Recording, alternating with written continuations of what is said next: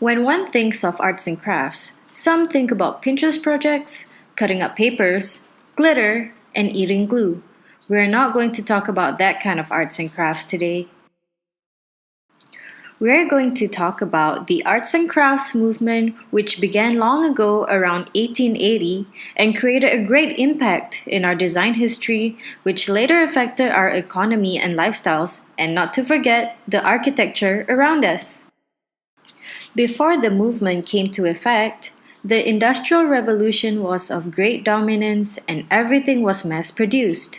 People were crazy about the newly discovered technology and cared less about the quality of the final products they created with their machine. Before the Industrial Revolution, craftsmen spent loads of their time on applying their skills and creating intricate masterpieces until their jobs were taken over by machines and craftsmanship began to fade. This went on for a pretty long while until one day, a few great artists and thinkers alike shared their thoughts and began what was known as the Arts and Craft movement. One of the founding fathers of the arts and crafts movement was William Morris. Morris dreamt of a world where working class citizens could live and work in houses like beautiful country bungalows, free from the evils of the Industrial Revolution.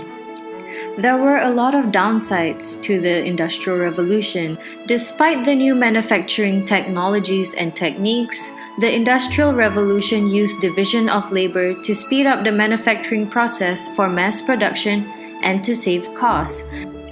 Unfortunately, this ended up putting a lot of local artisans out of work, and a lot of them were forced to work in factories under really bad conditions to keep up with the demands of the industry. Factory owners churned out products to mass produce for a quick profit without actually caring about quality of materials, the design, the environment, and relied almost entirely on machinery or cheap labor to do all the work. This devalued the work of craftsmen to merely a cog on the wheel of machinery. However, the arts and crafts movement still depended on the technological and economical advances of the Industrial Revolution. We do not reject the machine, we welcome it, but we would desire to see it mastered, said William Morris. His main goal was to reform design and restore quality to the built environment, and also improve the quality of life for laborers, which deteriorated no thanks to the Industrial Revolution.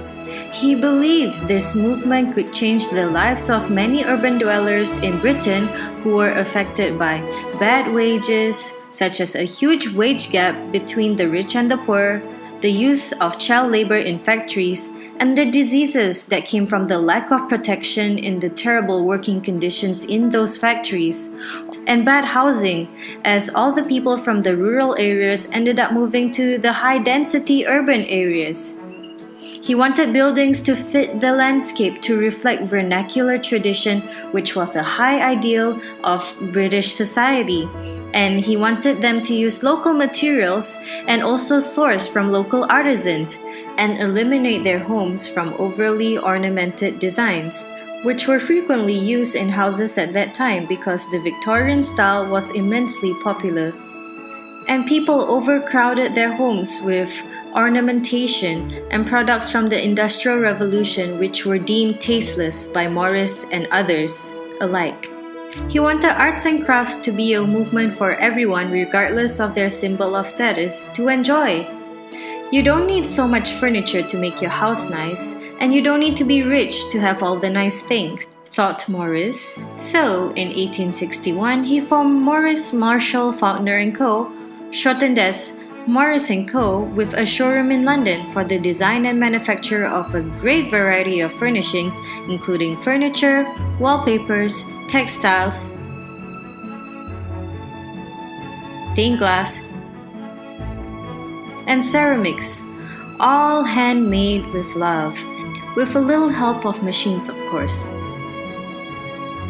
William Morris inspired other furniture designers to create products of high quality and beautify the home. Furniture designer Gustav Stickley was inspired by William Morris and brought arts and crafts in the form of beautiful but useful furniture in North America. He used three main design principles when it came to his furniture. It would be straightforward design, minimal ornamentation, and functionality. Joinery on the woodwork was left visible, such as the mortise and tenon joint. Upholstery made use of rich textiles from high-quality local suppliers with beautiful patterns and colors. He didn't merely source for timber that was cut as planks, he focused on the wood grain as well.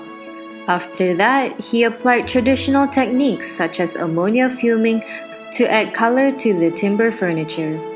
He applied stained glass, especially using jewel tones, to lampshade design as well.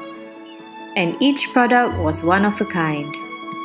Natural minerals such as mica were also used. Not to forget, flaws were embraced, such as hammer marks, which were left visible on purpose.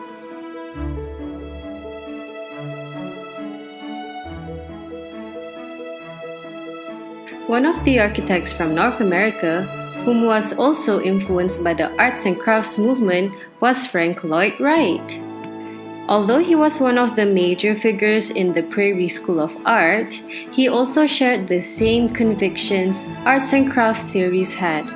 He wanted to restore the quality of life in his homes, and here's how he implemented these characteristics in his built environment. The houses he designed were more horizontal focused than vertical focused. This was because he wanted his homes to blend in with the surrounding landscape and not stick out like a sore thumb. The brickwork of his house was also something he was proud of and deliberately left exposed. He made use of a brick called Roman bricks, which were more horizontal than the regular bricks and created a beautiful horizontal effect. Wright did not focus on excessive ornamentation and kept decoration to a minimum, letting the finishes he picked out be the star of the show. He also mixed in other arts and craft forms with architecture such as stained glass, furniture design, and brick design. Last but not least, he kept his spaces open, exposing as much architecture as possible, such as this stairway, which does not have any wall partitions, for a spacious feel and for everyone to admire the brickwork surrounding the space. This movement helped contribute to the economy and the recognition of a country's cultural identity in traditional craftwork. The movement hasn't ended. As of today, we still seek for quality, value, and long-lasting goods. It helps us also greatly appreciate handmade things. Ask yourself, do you have a piece of furniture in your home that you still use today that is handcrafted by a local artisan? It isn't made by a mass-producing retail supplier and implements traditional crafting techniques. If so, you can call yourself an arts and crafts movement ally. We hope you enjoyed today's video and learned something new. Thank you so much for watching.